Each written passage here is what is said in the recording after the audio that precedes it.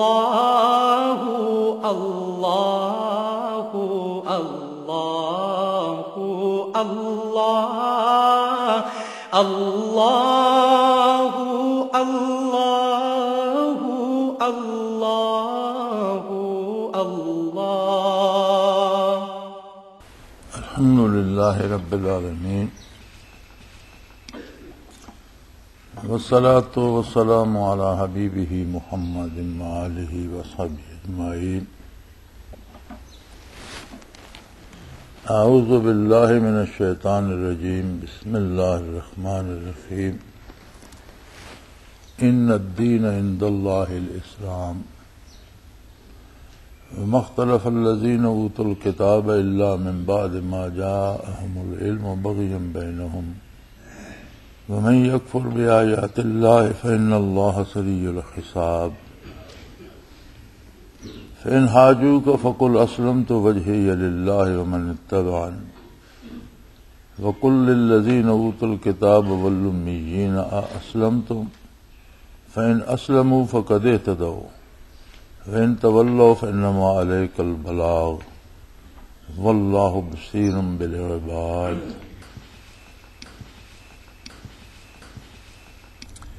ان الدین عند اللہ الاسلام. اللہ کے نزدیک یا اللہ کا مقبول دین صرف اسلام ہے.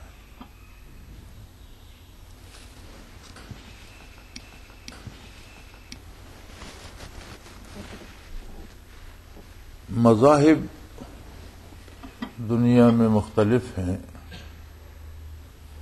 اور مذہب کا معنی ہوتا ہے کسی نظریے کے ساتھ زندگی کی راہ پر چلنا.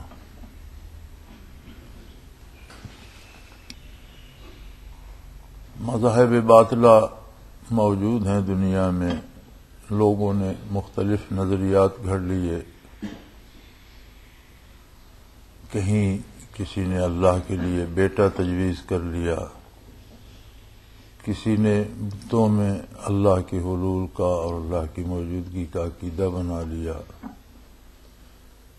کسی نے دیوی دیوتاؤں کو پوجا، کوئی اندیکھی طاقتوں کو بغیر ان کا کسی نام کے پوجتا ہے. کچھ لوگ ارواح کی پوجا کرتے ہیں، اسپرٹس، روحیں. تو بہرحال انسانی عقل ٹھوکریں کھاتا رہتا ہے. انسانی دماغ کو مختلف ترکیبیں سوچتی رہتی ہیں، لیکن ایک بات قدر مشترک ہے سب میں کہ انسان کے مزاج میں یہ بات رکھ دی گئی ہے کہ کوئی ایسی اندیکھی طاقت ہو جو اس کی حفاظت کرے، اس کی رہنمائی کرے، اس کی ضروریات کی تکمیل کرے. تو وہ طاقت صرف اور صرف اللہ جل شانہ کی ہے. اپنے زمانے میں مختلف انبیاء تشریف لائے، مختلف کتابیں نازل ہوئیں، اور اس زمانے میں وہی اسلام تھا، برحق تھا. لیکن ہر کتاب کسی خاص قوم، کسی خاص علاقے، ایک خاص وقت تک کے لیے تھی. حضور اکرم صلی اللہ علیہ وآلہ وسلم کی بعثت تمام نوع انسانی کے لیے تھی اور ہے اور ہمیشہ رہے گی. قرآن کریم نازل ہوا، اللہ کی آخری کتاب، جس نے زندگی کے سارے قواعد و ضوابط طے کر دیے سارے انسانوں کے لیے اور ہمیشہ کے لیے، اور اعلان فرما دیا ان الدین عند اللہ الاسلام. دین اللہ کے نزدیک صرف اسلام ہے. دین سے مراد نظریے سے لے کر عمل تک وہ طرز حیات ہے جس پر اللہ کی رضا کی امید بھی رکھی جا سکے، جو واقعی برحق ہو. تو فرمایا دین طرز حیات، طرز فکر، عقیدہ، نظریہ اور عمل صرف اور صرف اسلام ہے۔ اہل مغرب کو یہ بھی بڑی شکایت ہے، اکثر ان کے پروگراموں میں بھی آتا ہے، انہیں شکوہ یہ ہے کہ مسلمانوں کو یا مسلمانوں نے اپنے ہی دین کی اجارہ داری بنا رکھی ہے کہ سچائی صرف اسلام میں ہے۔ یہ مسلمانوں کی اجارہ داری نہیں، یہ ناقابل تردید حقیقت ہے اور یہ حق ہے کہ سچائی صرف اسلام میں ہے اور اسلام کے باہر سچائی نہیں ہے۔ حق صرف اسلام میں ہے، اس میں مسلمانوں کی اجارہ داری نہیں۔ یہ اللہ کا ارشاد ہے کہ ان الدین یقیناً، دین جسے کہتے ہیں یعنی ایسا نظریہ اور ایسا عمل جو اللہ کے نزدیک مقبول بھی ہو، وہ صرف اسلام ہے۔ اب وَمَخْتَلَفَ الَّذِينَ أُوتُوا الْكِتَابَ، جو اختلاف پرانے اہل کتاب کرتے ہیں، عیسائی اختلاف رکھتے ہیں، یہودی اختلاف رکھتے ہیں، اس کی حقیقت یہ ہے وَمَخْتَلَفَ الَّذِينَ أُوتُوا الْكِتَابَ إِلَّا مِن بَعْدِ جَاءَهُمُ الْعِلْمُ بَغْيًا بَيْنَهُمْ، جب ان کے پاس علم آ چکا، اللہ کی کتاب آ چکی، اللہ کی کتاب نے ان حقیقتوں کی تصدیق کی جو پہلی کتابوں میں ازلی و ابدی حقیقتیں ہیں، جیسے توحید باری، انبیاء کی نبوت، قیامت، حساب کتاب، آخرت، جزا و سزا، جو حقیقتیں ازلی و ابدی ہیں جو پہلی کتابوں میں بھی تھیں، ان کی تصدیق فرمائی، اور پہلی کتابوں میں جو احکام تھے وہ وقت کے اعتبار سے، لوگوں کی استعداد کے اعتبار سے وہ ایک خاص زمانے کے لیے تھے، ایک خاص قوم اور ایک خاص مزاج کے لوگوں کے لیے تھے۔ جب اللہ کی کتاب آئی، من بعد ما جاءہم العلم، جب ان کے پاس علم آیا، تو یہ قرآن کریم کا علم ایسا علم ہے جس نے نازل ہو کر بیک وقت ساری انسانیت کو مخاطب فرمایا اور روئے زمین پر بسنے والے تمام انسانوں کے لیے قواعد و ضوابط زندگی کے وضع فرما دی۔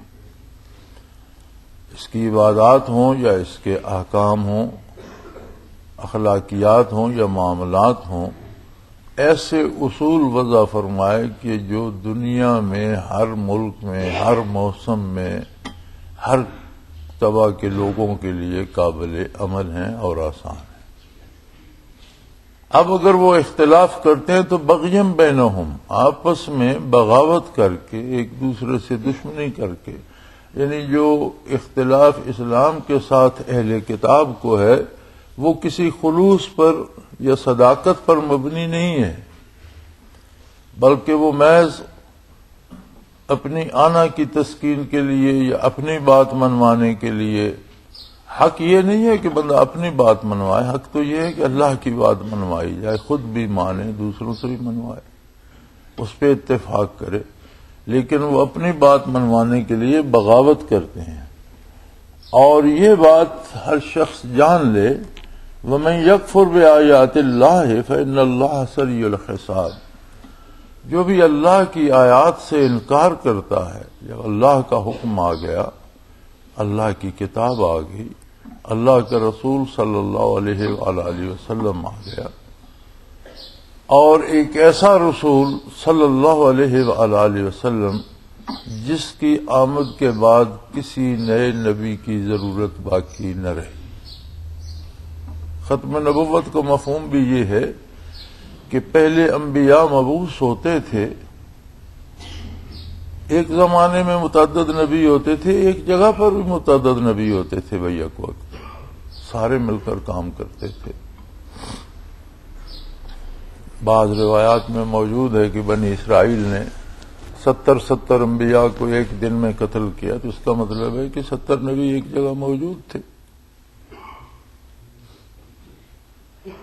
لیکن جب نبی کریم صلی اللہ علیہ وسلم کی بعثت ہوئی تو یہ ایک عجیب تسلسل ہے انبیاء علیہ الصلوۃ والسلام کا اور احکام شریعت کا کہ آدم علی نبینا علیہ الصلوۃ والسلام کا زمین پہ قدم رکھنا انسانیت کی پیدائش تھی. پھر جوں جوں انسانیت بلوغت کی طرف بڑھتی گئی، لوگوں کی فکری تعمیر ہوئی، لوگوں میں عمل کا جذبہ پیدا ہوا، لوگوں کی سوچ میں تبدیلیاں آئیں، لوگ پھیلے، ضرورتیں بڑھیں، ان کی تکمیل کے ذرائع تلاش کرنا پڑے. تو ہر زمانے میں نبی مبعوث ہوتے رہے، کتابیں آتی رہیں جو اپنے زمانے کے لوگوں کی رہنمائی کرتی تھی. جب اس عہد سے انسانیت آگے نکل گئی تو اور نبی آ گیا اور کتاب آ گئی، احکام بدل گئے. لیکن جب انسانیت اپنی بلوغت کو پہنچی، انسانیت جب بالغ ہو گئی، عاقل ہو گئی، پوری طرح سمجھدار ہو گئی، تو ایسا نبی مبعوث فرمایا اللہ کریم نے صلی اللہ علیہ وآلہ وسلم کہ جو بیک وقت ساری انسانیت کے لیے اور ہمیشہ کے لیے مبعوث ہوا. یعنی انسانی دماغ، انسانی فکر اپنے اس کمال کو پہنچ گئی جیسے بچہ بالغ ہو جاتا ہے اور وہ مرد کہلاتا ہے، پھر اس کے آگے میدان عمل کھلا ہوتا ہے. ہم بچے کو تعلیم دیتے ہیں، لیکن ایک وقت آتا ہے کہ وہ تعلیم مکمل کر کے فارغ ہو جاتا ہے، پھر اس کے آگے میدان عمل ہوتا ہے، پھر اسے پکڑ کر کسی ادارے میں واپس کوئی نہیں لے جاتا پڑھنے کے لیے. اسی طرح انسانیت بالغ ہو گئی جب، تو نبی کریم صلی اللہ علیہ وآلہ وسلم مبعوث ہوئے. اور بیک وقت یعنی پہلے یہ وسائل نہیں تھے کہ ایک قوم کا یا ایک ملک کا جو علم ہے یا جو احکام ہے یا جو دین ہے وہ دوسری قوم تک پہنچایا جائے. یہ وسائل نہیں تھے. لوگ پیدل سفر کرتے تھے، جانوروں کی پیٹھ پہ سفر کرتے تھے. لہذا مختلف قوموں میں، مختلف ممالک میں مختلف انبیاء مبعوث ہوتے رہے اور ان کی رہنمائی فرماتے رہے. انسانیت کی بلوغت کا مطلب یہ تھا کہ نزول قرآن کے وقت انسانی وسائل روئے زمین پر پھرنے کے قابل تھے. اسی لیے نبی کریم صلی اللہ علیہ وسلم نے پوری انسانیت کو مخاطب فرمایا، ایھا الناس انی رسول اللہ علیکم جمیعا، اے اولاد آدم تم جہاں تک ہو میں تم سب کے لیے اللہ کا رسول.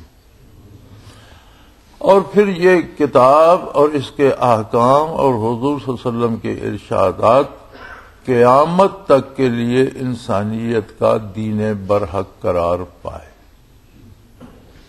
لہذا کسی نئے دین، کسی نئے نبی کی ضرورت باقی نہ رہی. یہ مفہوم ہے ختم نبوت کا. اور حضور علیہ الصلوۃ والسلام نے فرمایا کہ میرے بعد بہت سے لوگ نبوت کا دعویٰ کریں گے لیکن سب جھوٹے ہوں گے. فقہا کے نزدیک شرعی اعتبار سے حضور اکرم صلی اللہ علیہ وسلم کے بعد اگر کوئی نبوت کا دعویٰ کرتا ہے تو وہ تو کافر ہے ہی. کوئی اس سے دلیل طلب کرتا ہے کہ تمہارے نبی ہونے کی دلیل کیا ہے، اس لیے کہ اگر اس پہ ثابت ہو جائے تو وہ اسے نبی مان لے، وہ بھی کافر ہے. یعنی کوئی دعوی نبوت کرتا ہے معاذ اللہ تو اس سے دلیل طلب کرنے کی ضرورت نہیں، بلکہ یقیناً وہ کذاب ہے، اور جو اس سے اس کی نبوت کی دلیل پوچھے وہ بھی کافر ہے، کیونکہ اسے بھی ختم نبوت پہ یقین نہیں. وہ بھی اعتماد رکھتا ہے کہ شاید اس کے پاس کوئی دلیل ہو تو ہو سکتا ہے یہ نبی ہو. لہذا وہ کتاب آ گئی، وہ علم آ گیا، وہ دلائل آ گئے، وہ براہین عطا کر دیے گئے جن کے بعد کسی نئی بات کی ضرورت باقی نہ رہی. اور فرمایا کہ اہل کتاب بھی اس بات کو جانتے بھی ہیں، سمجھتے بھی ہیں. پھر وہ کیوں اعتراض کرتے ہیں، پھر وہ کیوں بغاوت کرتے ہیں؟ فرمایا بغیم بینہم، ایک دوسرے کی دشمنی میں، ایک دوسرے سے لڑنے کے لیے، اپنی اجارہ داری اور اپنی مناپلی قائم رکھنے کے لیے.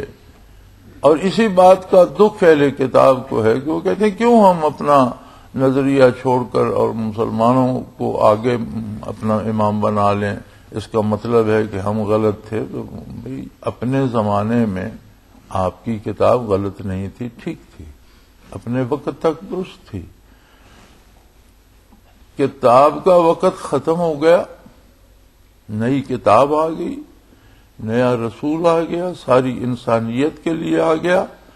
تو تم بھی اتنے ہی معزز ہو دین قبول کر کے جتنا کوئی تم سے پہلے کا مسلمان ہے. تمہیں کسی کے پیچھے نہیں چلنا، بلکہ سب کو مل کر اللہ کے رسول کے پیچھے چلنا ہے صلی اللہ علیہ وسلم.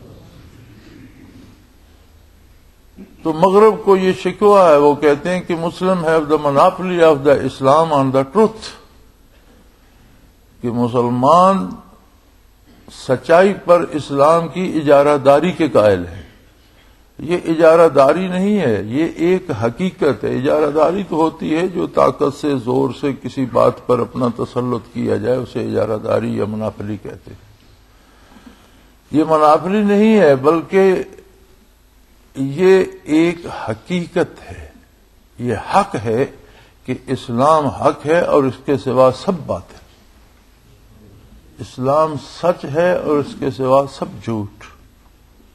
اسلام ہی اللہ کے نزدیک دین ہے، اور یہ صرف ہمارا نہیں ہے، یہ ساری انسانیت کے لیے ہے. جو بھی اسے قبول کر لے، اگر یہ بغاوت چھوڑ کر قبول کر لیں تو سب کے لیے ہے. لیکن اگر یہ اللہ کی آیات کا انکار ہی کرتے رہے تو انہیں یہ بتا دیجئے فَإِنَّ اللَّهَ سَرِيعُ الْحِسَابِ، اللہ حساب کے معاملے میں کوئی دیر نہیں کرے گا، بڑا جلدی حساب ہونے والا. جو چیز ختم ہونے والی ہو وہ کتنی بھی لمبی ہو وہ مختصر ہی ہوتی ہے کہ اسے ایک دن ختم ہونا ہے. دنیا کی زندگی ہو، کتنی بھی دنیا کی حیات لمبی ہو، اسے ختم ہونا ہے. اور ختم ہونے والی چیز تو مختصر ہی ہوتی ہے، وہ تو لمبی نہیں ہوتی جسے ختم ہو جانا ہے. آپ نے دیکھا کہ دن گزر جاتے ہیں، رمضان المبارک کی آمد ہوتی ہے تو بڑا شور ہوتا ہے، لیکن گزرتے کو پتہ چلا. گنتی کے دن تھے، الحمدللہ خوش نصیبوں کو اس کی سعادتیں نصیب ہوئیں اور اپنے اختتام کو پہنچنے والا ہے. لوگ چھٹی آتے ہیں، باہر کے ملکوں سے آ جاتے ہیں. میں 3 مہینے کی 6 مہینے کی چھٹی آئی ہوں، بڑی لمبی ہے، لیکن وہ پل بھر میں گزر جاتے ہیں اور پتہ چلتا ہے کہ جی جا رہے ہیں. کیوں بھائی؟ وہ ختم ہوگی. اس گمنڈ میں نہ رہو کہ دنیا کی زندگی بڑی لمبی ہے، یہ ختم ہونے والی ہے. اللہ کریم نے قیامت کا وقت ارشاد نہیں فرمایا، دنیا کی عمر بتائی نہیں. لیکن کوئی اندازہ کرنا چاہے تو وہ یہ دیکھ سکتا ہے کہ کتنی کروڑ برس کی تحقیقات معدنیات کی، جمادات کی، نباتات کی سائنسدانوں کے پاس ملتی ہیں کہ یہ اتنے کروڑ سال پرانی چیز ہے، یہ اتنے ہزار سال پرانی چیز ہے، یہ اتنے لاکھ سال پرانی چیز ہے. تو میرے خیال میں 65 لاکھ سال کی پرانی چیزیں تو اس میرے عجائب گھر میں بھی رکھی ہیں، جن پر وہ لیبارٹری ٹیسٹ کا لگا ہوا ہے کہ یہ 60 لاکھ پرانی ہے، یہ 66 لاکھ سال پرانی ہے. اس کا مطلب ہے کہ کروڑوں سال جو زندگی دنیا کی تھی، بعثت نبوی علی صاحب الصلاۃ والسلام سے پہلے یہ بچپن تھا، لڑکپن تھا. اور بعثت نبوی علی صاحب الصلاۃ والسلام عالم انسانیت کی بلوغت شروع ہوتی ہے. ہمیشہ عمروں کا اگر اندازہ کیا جائے تو جس جانور کا بچہ 2 سال میں بالغ ہو جاتا ہے اس کی عمر 10 سال 12 سال ہوتی ہے. آپ یہ اپنے پالتو جانور دیکھتے ہیں، گائے بیل کا بچہ 2 سال کا بالغ ہو جاتا ہے تو الٹیمیٹ عمر اس کی 12-14 سال ہوتی ہے. تو دنیا اگر کروڑوں سال میں بالغ ہوئی تو پیچھے اس کی عمر شاید اربوں سال ہوگی. یہ جن لوگوں کو مال خولیہ ہو گیا ہے نا کہ امام مہدی پیدا ہو گئے اور آ رہے ہیں، ان کا مزاج ایسا لگتا ہے کہ یہ خود کو امام مہدی منوانے کے چکر میں ہے. ورنہ امام مہدی کے بارے کوئی یہ نہیں ملتا کہ جب وہ پیدا ہوں گے تو دنیا پہ کسی کو پتہ چل جائے گا کہ پیدا ہو گئے. وہ تو احادیث میں جو ملتا ہے وہ یہ ہے کہ جب وہ اعلان فرمائیں گے تو لوگ مانیں گے اور لوگوں کو پتہ چلے گا کہ یہ امام مہدی. یہ جو ہمارے آج کے علماء کو ایک فکر سمائی ہوئی ہے، شاید انہیں یہ مال خولیہ ہو گیا کہ لوگ مجھے امام مہدی مان لیں. تو ابھی ہمارے پاس تو اگرچہ وقت کی کوئی ہمارے پاس نہیں ہے سند کہ ہم اگلا سانس بھی لیں گے یا نہیں. ممات فقط قام قیامت ہوا کما قال رسول اللہ صلی اللہ علیہ وسلم، کہ دنیا کی عمر جتنی بھی ہو، جو مر گیا اس کی تو قیامت قائم ہو گئی. موت بھی ایک چھوٹی قیامت ہے کہ عمل ختم ہو گیا اور حساب کتاب کی نگری میں بندہ داخل ہو گیا. اگرچہ حساب میدان حشر میں ہوگا، لیکن حشر تک برزخ میں جہاں اس کی اقامت گاہ ہے، جہاں اسے رہنا ہے، وہاں اس سے سلوک تو اس کے سٹیٹس اور مقام کے مطابق کیا جائے گا. تو ایک طرح سے حضور فرماتے ہیں کہ اس کی قیامت تو قائم ہوگی. ہماری قیامت تو ہمارے ہر وقت سر پہ کھڑی ہے کہ کب موت آ جائے اور قیامت قائم ہو جائے، لیکن دنیا کی عمر ابھی کافی باقی ہے. اس حساب سے اندازہ کیا جائے، ویسے اللہ قادر ہے ابھی قیامت بھیج دے تو کون روک سکتا ہے اسے. تو بہرحال دنیا نے ابھی بہت سے انقلاب دیکھنے ہیں، بہت سی باتیں ہونا باقی ہیں. اس کے باوجود انسان کے پاس فرصت کم ہے. جو اللہ کی آیات کا انکار کرتے ہیں انہیں کہہ دو کہ اللہ بڑا جلدی حساب لینے والا ہے، اور جس کی موت آ گئی وہ تو اپنے اس زمرے میں، اس فیز میں داخل ہو گیا جو حساب کتاب کا ہے. فین حاجو کا، اس کے باوجود بھی ہے میرے حبیب، اگر وہ آپ سے جھگڑا ہی جاری رکھیں اور اپنی بات پہ اصرار کریں اور آپ کی بات کا انکار کرتے جائیں تو آپ اعلان فرما دیجئے فَقُلْ أَسْلَمْتُ وَجْهِيَ لِلَّهِ، میں نے اپنا رخ اللہ وحدہ لا شریک کی طرف کر لیا. تمہیں مجھ سے جھگڑنے کی ضرورت نہیں ہے، نہ تمہارا جھگڑا مجھ پہ کوئی اثر کرتا ہے، چونکہ میں نے اپنی سمت درست کر لی اللہ وحدہ لا شریک کی طرف. من اتبعن، اور جتنے لوگوں نے میرا دامن تھاما ہے ان سب کا بھی رخ درست ہو گیا. وَقُلْ لِلَّذِينَ أُوتُوا الْكِتَابَ وَالْأُمِّيِّينَ أَأَسْلَمْتُمْ، آپ اہل کتاب سے بھی اور جو کتاب نہیں مانتے مشرکین عرب ہیں، جو ان پڑھ لوگ ہیں، انہیں کتاب سے بھی، پہلی کتابوں کو بھی نہیں مانتے، سب سے کہہ دیجئے اسلمتم، کیا تم بھی قبول کرتے ہو کہ اپنی سمت اللہ کی طرف درست کر لو، اپنا عقیدہ اس کی توحید پہ راسخ کر لو، اپنے آپ کو اس کی اطاعت کے دائرے میں لے آؤ. فَإِنْ أَسْلَمُوا فَقَدْ اهْتَدَوْا، اگر وہ بھی اسلام قبول کر لیں، اس بات کو مان لیں تو ہدایت یافتہ ہو گئے. یعنی یہ کوئی کسی ایک کی فتح دوسرے کی شکست نہیں ہے، یہ تو حقیقت کا قبول کرنا ہے کہ اگر مسلمان نے حقیقت قبول کر لی ہے اور کوئی عیسائی یا کوئی غیر مذہب جو پہلے مسلمان نہیں ہے وہ اسلام قبول کرتا ہے تو اس کے ماتحت نہیں آ گیا یا اس سے کم تر نہیں ہو گیا، بلکہ اس کا بھی اتنا ہی مقام و مرتبہ ہے جتنا اس کا ہے. وہ بھی اللہ کی طرف آ گیا فقط، اور وہ بھی ہدایت یافتہ میں داخل ہو گیا. بات ختم ہو گئی. یہ کوئی کسی کے بڑے چھوٹے ہونے کی بات نہیں ہے، بات اللہ کی بات کو ماننے کی ہے. اور اگر انہوں نے قبول کر لیا تو ہدایت پا گئے. وَإِن تَوَلَّوْا، اور اگر وہ نہیں مانتے اور اپنی بات پہ اصرار کرتے ہیں فإنما علیک البلاغ، تو آپ پر اللہ کا پیغام پہنچانا ہے، آپ نے کسی سے زبردستی منوانا نہیں ہے، آپ کے ذمے ہے کہ اللہ کا پیغام ان تک پہنچا دیں، اس کے بعد ان کا معاملہ اللہ کے ساتھ ہے۔ اگر کوئی اسلام قبول نہیں کرتا تو انسانی حقوق اس کے ضائع نہیں ہوں گے، اسے زندہ رہنے کا حق ہے، اس کی جان مال و آبرو کی حفاظت کا حق ہے، اسے اس کے بچوں کو پڑھایا جائے، بیمار ہو تو اسے علاج کی سہولت مہیا کی جائے، جو انسانی حقوق ہیں وہ اس کے قائم رہتے ہیں۔ اب اس نے اسلام قبول نہیں کیا تو اس سے کیا کیا جائے، اس بات کے ذمہ دار آپ نہیں ہیں، آپ کے ذمہ اس تک پیغام پہنچانا ہے۔ واللہ بصیر بالعباد، اللہ کریم اپنے بندوں کو خود دیکھ رہا ہے۔ یہ معاملہ اور یہ سوال ان سے کرنا اور اس کا حساب لینا کہ کیوں تم نے حق قبول نہیں کیا، یہ اللہ نے اپنے پاس رکھا ہے، یہ اللہ کا کام ہے کہ وہ ان کا محاسبہ کرے۔ تو کتنی خوبصورت بات ہے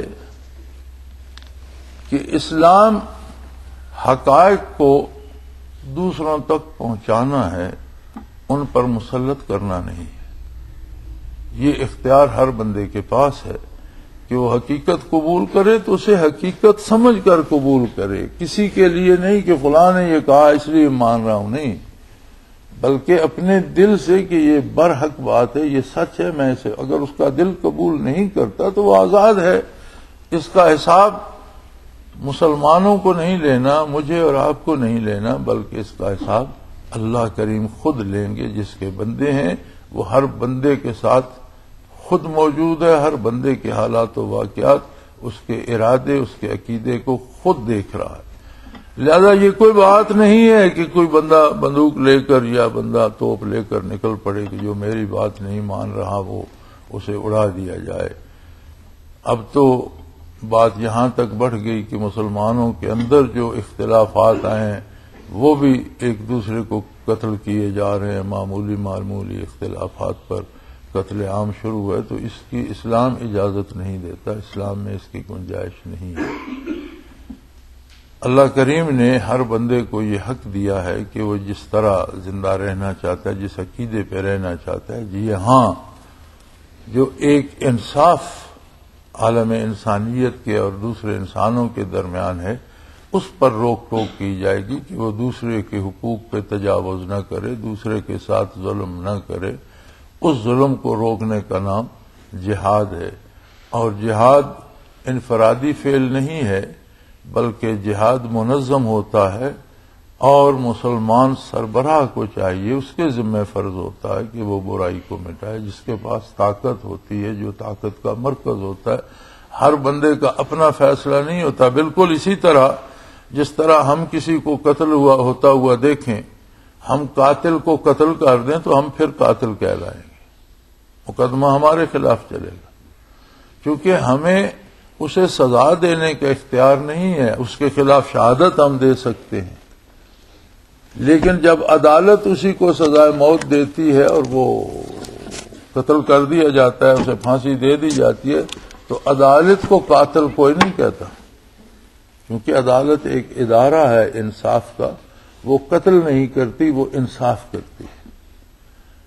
ہمارے پاس وہ اختیارات نہیں ہیں کہ ہم نے ایک آدمی کو دیکھا اس نے قتل کر دیا تو قاتل واجب القتل ہے، اسے بدلے میں قتل ہونا چاہیے، اب یہ سزا ہم نافذ کر دیں، اسے قتل کر دیں تو ہم قاتل کہلائیں گے، ہمارے خلاف مقدمہ چلے گا۔ لیکن اگر عدالت میں بیٹھا ہوا جج اسے سزا موت دیتا ہے تو جج کے خلاف کوئی مقدمہ نہیں بنتا، اس لیے کہ عدالت ایک ادارہ ہے جو انصاف فراہم کرتی ہے۔ ہم نے ذاتی طور پر یہی حال ہے دہشت گردی کا کہ ہم اپنی پسند سے اٹھ کر کسی مسجد میں، کسی امام باڑے میں، کسی ہندوؤں کے گردوارے میں بم پھینک دیتے ہیں، تو اس کی اجازت نہیں ہے۔ ہاں، مسلمان حکومت کے ذمہ واجب ہے کہ اگر ظلم ہو رہا ہے تو اس کے خلاف جہاد کرے، ہم اس کا حصہ ہیں، اس تنظیم کے تحت، اس مربوط کاوش کے ساتھ ہم بھی اس میں شامل ہوں، لیکن یہ جو ہر بندے نے اپنا 1.5 اینٹ کی مسجد الگ بنا لی ہے اور اپنی ایک تنظیم بنا لی ہے اور ہر بندہ حکم دیے جا رہا ہے فلاں کو مار دو فلاں کو مار دو، اس کی اجازت اسلام میں نہیں ہے۔ وآخر دعوانا ان الحمدللہ رب العالمین۔ اللہ اللہ اللہ اللہ اللہ اللہ اللہ